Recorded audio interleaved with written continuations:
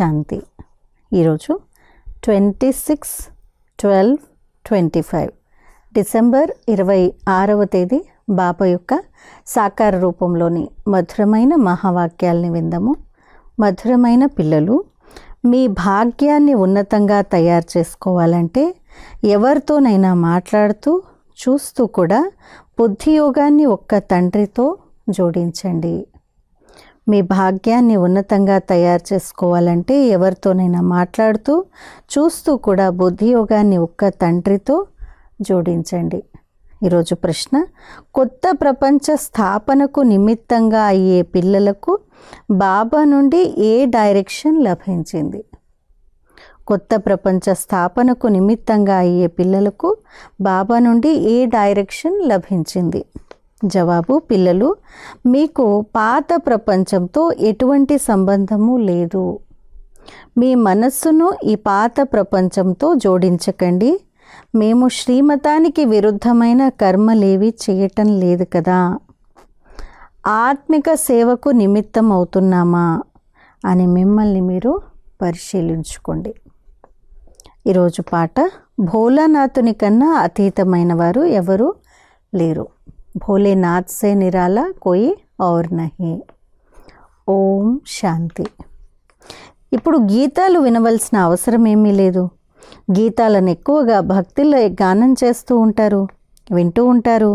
మీరైతే చదువును చదువుతున్నారు. ఈ గీతాలు కూడా విశేషంగా పిల్లల కొరకే తయారు చేయబడ్డాయి. బాబా మన భాగ్యాన్ని చాలా ఉన్నతంగా తయారు చేస్తున్నారని పిల్లలకు తెలుసు. ఇప్పుడు మనం ఒక్క తండ్రినే స్మృతి చేయాలి మరియు దైవీ గుణాలను ధారణ చేయాలి. జమ అవుతుందో లేక నష్టం కలుగుతుందో మీ లెక్కాపత్రాన్ని చూసుకోవాలి. నాలో ఎటువంటి లోపాలు లేవు కదా అని పరిశీలించుకోవాలి. ఏమైనా లోపాలు ఉండి దానివల్ల భాగ్యంలో నష్టం ఏర్పడుతుంటే దాన్ని తొలగించేసుకోవాలి. ఈ సమయంలో ప్రతి ఒక్కరూ తమ భాగ్యాన్ని ఉన్నతంగా తయారు చేసుకోవాలి. మేము ఈ లక్ష్మీనారాయణలా అవ్వవచ్చు అని మీరు భావిస్తారు. ఒక్క బాబాను తప్ప ఇంకెవరిని స్మృతి చేయకపోతే అలా అవుతారు. ఎలా? లక్ష్మీనారాయణలా అవుతారు. ఎవరితోనైనా మాట్లాడుతూ చూస్తూ కూడా బుద్ధియోగం అక్కడ ఒక్కరితోనే జోడించబడి ఉండాలి. పరంధామంలో ఒక బాబాతో జోడింపబడి ఉండాలి. ఆత్మలమైన మనం ఒక్క తండ్రిని స్మృతి చేయాలి. ఒక్క నాతో తప్ప ఇంకెవరిపైన మీ మనసు పెట్టుకోకూడదు. దైవీ గుణాలను ధారణ చేయండి అని తండ్రి నుండి ఆజ్ఞ లభించింది. ఇప్పుడు మీ 84 జన్మలు పూర్తయ్యాయి. ఇప్పుడు మీరు మళ్ళీ వెళ్ళి రాజ్యంలో మొదటి నెంబర్ను తీసుకోండి అని బాబా అర్థం చేయిస్తారు. రాజ్యం నుండి పడిపోయి ప్రజల్లోకి వెళ్ళిపోయి ప్రజల్లో కూడా కిందకు వెళ్ళిపోయేలా అవ్వకండి. మిమ్మల్ని మీరు పరిశీలించుకుంటూ ఉండండి. ఈ వివరణ తండ్రి తప్ప ఇంకెవ్వరూ ఇవ్వలేరు. తండ్రిని, టీచర్ను స్మృతి చేయడం ద్వారా భయం ఉంటుంది. మనకు శిక్ష లభించే పరిస్థితి రాకూడదు. భక్తిలో కూడా పాపకర్మలు చేయడం ద్వారా శిక్షలకు పాత్రులుగా అయిపోతారు అని అంటారు. ఈ పెద్ద తండ్రి డైరెక్షన్ ఇప్పుడే లభిస్తుంది. దాన్నే శ్రీమతము అని అంటారు. శ్రీమతం ద్వారా మనం శ్రేష్టంగా అవుతామని పిల్లలకు తెలుసు. ఎక్కడైనా మేము శ్రీమతానికి విరుద్ధమైన పనులను చేస్తున్నామా అని మిమ్మల్ని మీరు పరిశీలించుకోవాలి. ఏ విషయమైతే నచ్చదో దాన్ని చేయకూడదు. మంచి చెడులను ఇప్పుడే అర్థం చేసుకుంటారు. ఇంతకుముందు అర్థం చేసుకునేవారు కాదు. ఇప్పుడు మీరు ఎటువంటి కర్మలను నేర్చుకుంటారంటే దాని ద్వారా జన్మ జన్మాంతరాలు కర్మలు అకర్మలుగా అయిపోతాయి. ఈ సమయంలో అందరిలోనూ 5 భూతాలు ప్రవేశించున్నాయి. ఇప్పుడు బాగా పురుషార్థం చేసి కర్మాతీతంగా అవ్వాలి. దైవీ గుణాలను కూడా ధారణ చేయాలి. సమయం నాజుగ్గా అవుతుంది. ప్రపంచం కూడా పాడైపోతూ ఉంటుంది. దినప్రతిదినము ఇంకా పాడవుతూనే ఉంటుంది. మీకు ఈ ప్రపంచంతో ఎటువంటి సంబంధము లేనట్లే స్థాపన అవుతున్న కొత్త ప్రపంచంతో మీకు సంబంధం ఉంది. కొత్త ప్రపంచ స్థాపనను చేసేందుకు మీరు నిమిత్తులుగా అవుతారు అన్నది మీకు తెలుసు. కావున ఏ లక్ష్యం అయితే మీ ముందుందో దానిలా మీరు అవ్వాలి. ఎటువంటి ఆసురీ గుణాలు మీలో ఉండకూడదు. ఆత్మిక సేవలో నిమగ్నమై ఉండటం ద్వారా ఎంతో ఉన్నతి జరుగుతుంది. ప్రదర్శిని, మ్యూజియం మొదలైన వాటిని తయారు చేస్తారు. ఎంతోమంది వస్తారని భావిస్తారు. వారికి తండ్రి పరిచయాన్ని ఇస్తారు. మళ్ళీ వారు కూడా తండ్రిని స్మృతి చేయడం మొదలు పెడతారు. రోజంతా ఇవే ఆలోచనలు తిరుగుతూ ఉండాలి.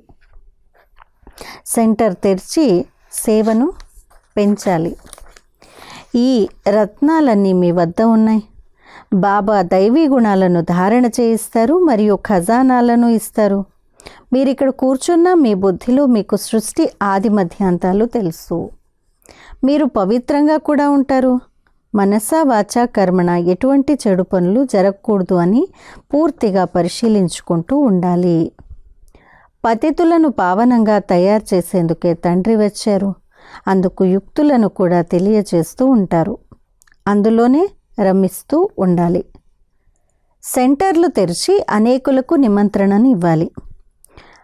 ప్రేమగా కూర్చొని అర్థం చేయించాలి.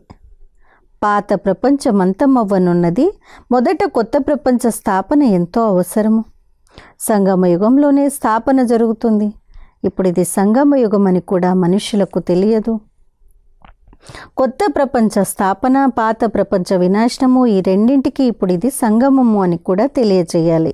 కొత్త ప్రపంచ స్థాపన శ్రీమతంపై జరుగుతోంది.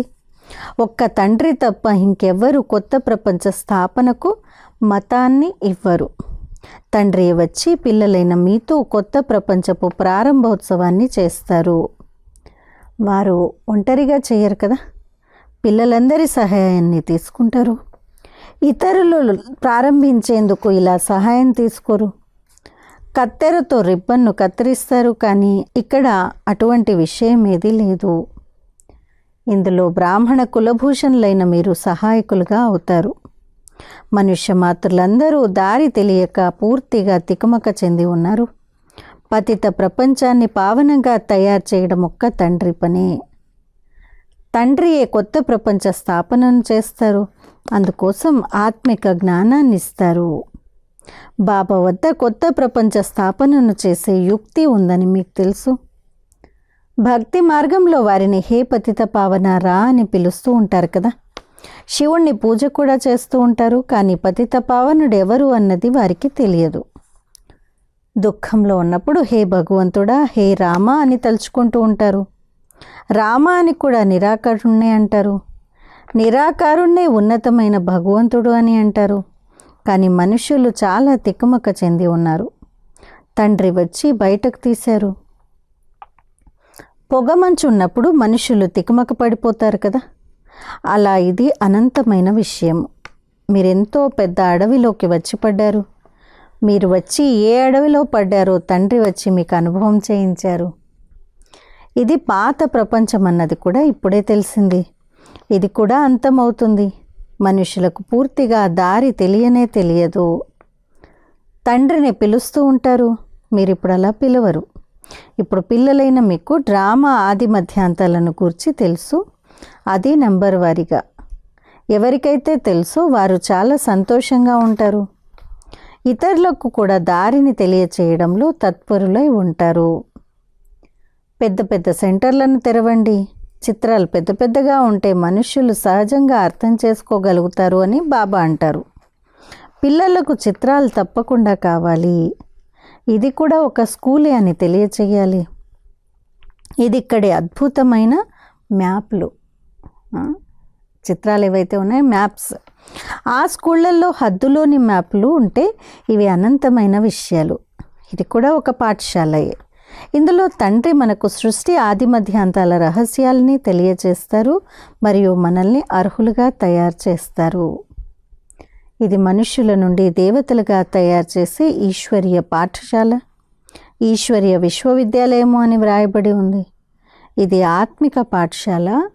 కేవలం ఈశ్వరీయ విశ్వవిద్యాలయం అని వ్రాసిన మనుషులు అర్థం చేసుకోలేరు. యూనివర్సిటీ అని కూడా వ్రాయాలి. ఇటువంటి ఈశ్వరీయ విశ్వవిద్యాలయం ఇంకేది లేదు. బాబా కార్డులను చూశారు. అందులో కొన్ని పదాలను మర్చిపోయారు. ప్రజాపిత అన్న పదం తప్పకుండా వ్రాయండి అని బాబా ఎన్నిసార్లు చెప్పారు. అయినా పిల్లలు మర్చిపోతున్నారు. పూర్తిగా వ్రాయబడి ఉండాలి. తద్వారా ఇది ఈశ్వరుని పెద్ద కాలేజీ అని మనుషులకు తెలియాలి. ఏ పిల్లలైతే సేవలో ఉపస్థితులై ఉన్నారో, ఎవరైతే మంచి సర్వీసబుల్గా ఉన్నారో వారికి మేము ఫలానా సెంటర్కు వెళ్ళి దాన్ని పైకి తీసుకురావాలి, వారు చల్లబడిపోయారు, వారిని మేల్కొల్పాలి అని అనిపిస్తుంది. ఎందుకంటే మాయ ఎటువంటిదంటే అది ఘడియ నిద్రింపచేస్తూ ఉంటుంది. నేను స్వదర్శన చక్రధారిని అన్నది కూడా మర్చిపోతారు. మాయ ఎంతో అపోజిషన్ను చేస్తుంది. మీరు యుద్ధ మైదానంలో ఉన్నారు. మాయ తల తిప్పేసి వేరే వైపుకు తీసుకువెళ్తుంది. దాని నుండి చాలా జాగ్రత్తగా ఉండాలి. మాయా తుఫాన్లు అయితే అందరికీ ఎన్నో వస్తూ ఉంటాయి. చిన్నవారు లేక పెద్దవారు అందరూ యుద్ధ మైదానంలోనే ఉన్నారు. పెహల్వాన్లను మాయా తుఫాన్లు కదిలించజాలవు. అటువంటి స్థితి కూడా రానున్నది. సమయం చాలా పాడైపోయింది. పరిస్థితులు బాగా పాడైపోయాయి. ఇప్పటి ఈ రాజరికమంతా అంతమైపోనున్నది. అందరినీ దించేస్తారు. ఇక ప్రజలపై ప్రజల రాజ్యం మొత్తం ప్రపంచమంతటిలోనూ ఏర్పడుతుంది అని బాబా అర్థం చేయిస్తారు. ఇప్పుడు మీరు మీ కొత్త రాజ్య స్థాపనను చేస్తారు. కావున ఇక్కడ రాజ్యం అన్న పేరు కూడా సమాప్తమైపోతుంది. పంచాయతీ రాజ్యం ఏర్పడుతూ ఉంటుంది. ఎప్పుడైతే ప్రజల రాజ్యం ఏర్పడుతుందో అప్పుడే పరస్పరం పోట్లాడుకుంటూ ఉంటారు. స్వరాజ్యము లేక రామరాజ్యము నిజానికి ఇప్పుడు లేనే లేవు. కావుననే ప్రపంచమంతటిలోనూ గొడవలే జరుగుతూ ఉంటాయి. ఈ రోజుల్లో అన్ని వైపులా గొడవలున్నాయి. ఇప్పుడు మనం మన రాజ్య స్థాపనను చేస్తున్నాము అని మీకు తెలుసు. మీరందరికీ దారిని చూపిస్తారు.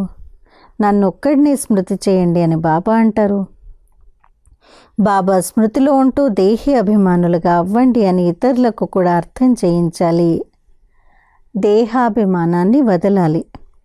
మీలో అందరూ దేహి అభిమానులుగా అయిపోయారని కూడా కాదు, ఇంకా అయ్యేది ఉంది. మీరు పురుషార్థం చేస్తారు, ఇతరుల చేత కూడా పురుషార్థం చేయిస్తారు. స్మృతి చేసేందుకు ప్రయత్నిస్తారు, మళ్ళీ మర్చిపోతారు. ఇదే పురుషార్థం చేయాలి. స్మృతిలో సదా ఉండేటువంటి పురుషార్థం. ముఖ్యమైన విషయం తండ్రిని స్మృతి చేయడమే. పిల్లలకు ఎంతగా అర్థం చేయిస్తారు. చాలా మంచి జ్ఞానం లభిస్తుంది. ముఖ్యమైన విషయం పవిత్రంగా ఉండటమే. తండ్రి పావనంగా తయారు చేసేందుకు వచ్చారు. కావున మళ్ళీ పతితంగా అవ్వకూడదు. స్మృతి ద్వారానే మీరు సతోప్రధానంగా అయిపోతారు. ఇది మర్చిపోకూడదు. మాయ ఇందులోనే విఘ్నాలను కలిగించి మరిపింపచేస్తూ ఉంటుంది. రాత్రింపవళ్ళు మేము తండ్రిని స్మృతి చేసి సతోప్రధానంగా అవ్వాలి అన్న చింతయే ఉండాలి. స్మృతి ఎంత పక్కాగా ఉండాలంటే చివర్లో ఒక్క తండ్రి తప్ప ఇంకెవరూ గుర్తుకు రాకూడదు. ప్రదర్శనలో కూడా మొట్టమొదట వీరందరికీ తండ్రి ఉన్నతోన్నతుడైన భగవంతుడు అనే అర్థం చేయించాలి. అందరి తండ్రి పతిత పావనుడు సద్గతి దాత వీరే స్వర్గ రచయిత అని చెప్పాలి. సంగమయుగంలోనే బాబా వస్తారని ఇప్పుడు పిల్లలైన మీకు తెలుసు. తండ్రియే రాజ్యోగాన్ని నేర్పిస్తారు. పతిత పావనుడు ఈ ఒక్కరు తప్ప ఇంకెవ్వరూ కాజాలరు. మొట్టమొదట తండ్రి పరిచయాన్ని ఇవ్వవలసి ఉంటుంది. ఇలా ఇప్పుడు ఒక్కొక్కరికి ఒక్కొక్క చిత్రాన్ని గూర్చి అర్థం చేయిస్తున్నట్లయితే ఇక పెద్ద పెద్ద గుంపులకు ఎలా అర్థం చేయించగలరు? కానీ మొట్టమొదట తండ్రి చిత్రాన్ని గూర్చి అర్థం చేయించటం ఎంతో ముఖ్యం. భక్తి అపారంగా ఉంది, కానీ జ్ఞానం అయితే ఒక్కటే అని అర్థం చేయించవలసి ఉంటుంది. బాబా పిల్లలకు ఎన్ని యుక్తులను తెలియచేస్తూ ఉంటారు. పతిత పావనుడు ఒక్క తండ్రియే, దారిని కూడా వారే తెలియచేస్తారు. గీతను ఎప్పుడు వినిపించారు అన్నది కూడా ఎవరికీ తెలియదు. ద్వాపర యుగాన్ని ఎవరు సంగమయుగము అని అనరు. తండ్రి ప్రతి యుగంలోనూ రారు. మనుషులైతే పూర్తిగా తికమక చెంది ఉన్నారు. రోజంతా ఎలా అర్థం చేయించాలన్న ఆలోచనే కొనసాగుతూ ఉంటుంది.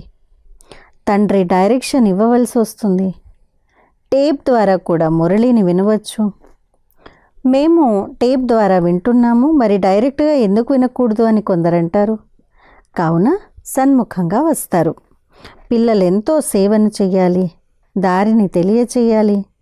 ప్రదర్శనలోకి వస్తారు, బాగుంది బాగుంది అని కూడా అంటారు.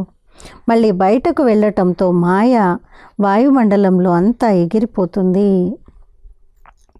స్మరణ చేయరు, వారిని మళ్ళీ కలుస్తూ ఉండాలి.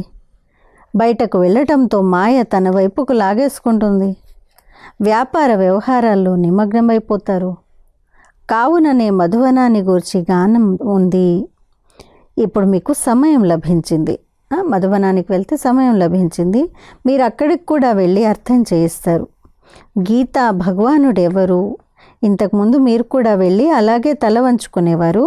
ఇప్పుడైతే మీరు పూర్తిగా మారిపోయారు, భక్తిని వదిలేశారు. ఇప్పుడు మీరు మనుష్యుల నుండి దేవతలుగా అవుతున్నారు. మనమే దేవతలుగా అవుతున్నప్పుడు ఇంకా ఇతరులని భక్తి చేసే అవసరం లేకుండా మనం అలా తయారయ్యేటువంటి భావన లేదు, అలాంటి పురుషార్థాన్ని చేయాలనేటువంటి ప్రేరణని బాబా ఇస్తున్నారు. బుద్ధిలో మొత్తం జ్ఞానమంతా ఉంది. ప్రజాపిత బ్రహ్మ కుమారి కుమారులు ఎవరు అన్నది ఇతరులకేం తెలుసు? నిజానికి మీరు కూడా ప్రజాపిత బ్రహ్మ కుమారి కుమారులేనని మీరు వారికి అర్థం చేయిస్తారు. ఈ సమయంలోనే బ్రహ్మ ద్వారా స్థాపన జరుగుతుంది. బ్రాహ్మణ కులం కూడా తప్పకుండా కావాలి. సంగమయుగంలోనే బ్రాహ్మణ కులం ఉంటుంది. ఇంతకుముందు బ్రాహ్మణుల పిలక ఎంతో ప్రసిద్ధమై ఉండేది. పిలక ద్వారా కానీ లేక యజ్ఞోపవీతం ద్వారా కానీ వీరు హిందువులు అని గుర్తించేవారు. ఇప్పుడు ఆ గుర్తులు కూడా పోయాయి. ఇప్పుడు మేము బ్రాహ్మణులము అని మీకు తెలుసు. బ్రాహ్మణులుగా అయిన తర్వాతే దేవతలుగా అవ్వగలరు. బ్రాహ్మణులే కొత్త ప్రపంచ స్థాపనను చేశారు. యోగ బలం ద్వారా సతోప్రధానంగా అవుతున్నారు. నాలో ఏ ఆసురి గుణము లేదు కదా అని మిమ్మల్ని మీరు పరిశీలించుకోవాలి. ఉప్పు నీరులా అవ్వకూడదు. ఇది యజ్ఞం కదా. యజ్ఞం ద్వారా అందరి సంభాళన జరుగుతూ ఉంటుంది. యజ్ఞంలో సంభాళించే ట్రస్టీలు కూడా ఉంటారు. శివబాబాయే యజ్ఞానికి అధిపతి. ఈ బ్రహ్మ కూడా ట్రస్టీయే. యజ్ఞాన్ని సంభాళించవలసి ఉంటుంది. పిల్లలైన మీరు ఏది కావాలంటే అది యజ్ఞం నుంచి తీసుకోవచ్చు. ఇంకెవరి నుండైనా తీసుకున్నట్లయితే మీకు వారు గుర్తుకు వస్తూ ఉంటారు. ఇందులో బుద్ధి లైన్ చాలా స్పష్టంగా ఉండాలి. ఇప్పుడు తిరిగి వెళ్ళాలి. సమయం చాలా తక్కువగా ఉంది. కావున స్మృతి యాత్ర పక్కాగా ఉండాలి. ఈ పురుషార్థమే చెయ్యాలి. స్మృతి యాత్రను పక్కాగా చేసుకునే పురుషార్థం చెయ్యాలి. అచ్చా, मीठे मीठे सिकिलदे बच्चों प्रति माता पिता बाप दादा का याद प्यार और गुड मॉर्निंग। रूहानी बाप की रूहानी बच्चों को नमस्ते। हम रूहानी बच्चों की रूहानी माता पिता बाप दादा को याद प्यार, गुड मॉर्निंग और नमस्ते। ధారణ కొరకు ముఖ్య సారము. మొదటి పాయింట్, మీ ఉన్నతి కొరకు ఆత్మిక సేవలో తత్పరులై ఉండాలి. ఏ జ్ఞానరత్నాలైతే లభించాయో వాటిని ధారణ చేసి ఇతరుల చేత ధారణ చేయించాలి. రెండో పాయింట్, నాలో ఎటువంటి ఆసురీ గుణాలు లేవు కదా, నేను ట్రస్టీగా అయి ఉంటున్నానా, ఎప్పుడూ ఉప్పు నీటిలా అవ్వడం లేదు కదా, బుద్ధి లైన్ స్పష్టంగా ఉందా అని మిమ్మల్ని మీరు పరిశీలించుకుంటూ ఉండాలి. ఏమేమి చెప్పారు చెక్ చేసుకోవడానికి? నాలో ఎటువంటి ఆసురీ గుణాలు లేవు కదా, నేను ట్రస్టీగా అయి ఉంటున్నానా, ఎప్పుడూ ఉప్పు నీటిలా అవ్వటం లేదు కదా, బుద్ధి లైన్ స్పష్టంగా ఉందా, ఇవన్నీ చెక్ చేసుకోవాలి. ఈరోజు వరదానము, ఆల్రౌండర్ అలర్ట్ భవ.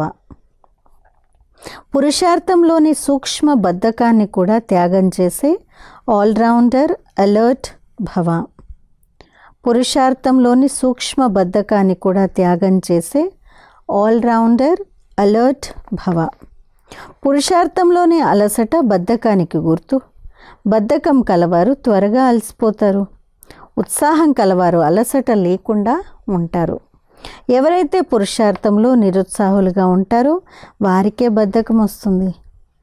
ఏం చేయను, ఇంతే జరుగుతుంది, ఎక్కువ చేయలేను అంటూ వారు ఆలోచిస్తారు. ధైర్యం లేదు, నడుస్తూనే ఉన్నాం కదా, చేస్తూనే ఉన్నాం కదా అన్న ఈ సూక్ష్మ బద్ధకపు నామరూపాలు కూడా ఉండకుండా ఉండేందుకు సదా అలర్ట్గా, ఎవర్ రెడీగా మరియు ఆల్రౌండర్గా అవ్వండి. స్లోగన్: సమయం యొక్క మహత్వాన్ని మీ ముందుంచుకొని సర్వప్రాప్తుల ఖాతాను పూర్తిగా జమ చేసుకోండి. సమయం యొక్క మహత్వాన్ని మీ ముందుంచుకొని సర్వప్రాప్తుల ఖాతాను పూర్తిగా జమ చేసుకోండి. అవ్యక్త ప్రేరణ: ఇప్పుడు సంపన్నంగా మరియు కర్మాతీతంగా అవ్వాలనే ధ్వనిలోనే ఉండండి. శబ్దం నుండి దూరమై తమ శ్రేష్ఠ స్థితిలో స్థితులైనట్లయితే సర్వ వ్యక్త ఆకర్షణల నుండి దూరంగా శక్తిశాలి, అతీతమైన మరియు ప్రియమైన స్థితి తయారవుతుంది. ఒక్క క్షణమైన ఈ శ్రేష్ఠ స్థితిలో స్థితులైనట్లయితే దీని ప్రభావం మొత్తం రోజంతటిలో కర్మ చేస్తూ కూడా స్వయంలో విశేషంగా శాంతి శక్తిని అనుభవం చేస్తారు. ఈ స్థితినే కర్మాతీత స్థితి, బాబా సమానమైన సంపూర్ణ స్థితి అని అంటారు.